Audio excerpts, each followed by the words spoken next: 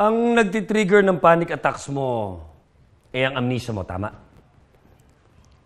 May isang paraan na pwedeng makatulong sa pagbabalik ng memorya mo eh. Ang memory channel.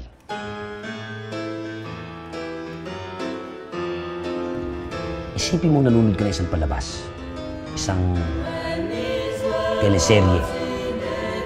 Pero ikaw ang bida. At ang storya ay nakabase sa mga impormasyon na nakalap mo sa buong araw. Pagtatagpi-tagpiin mo to at gagawa ka ng isang palabas sa memory channel.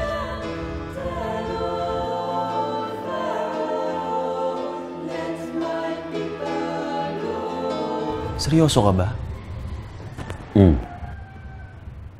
Trust, Leo, trust!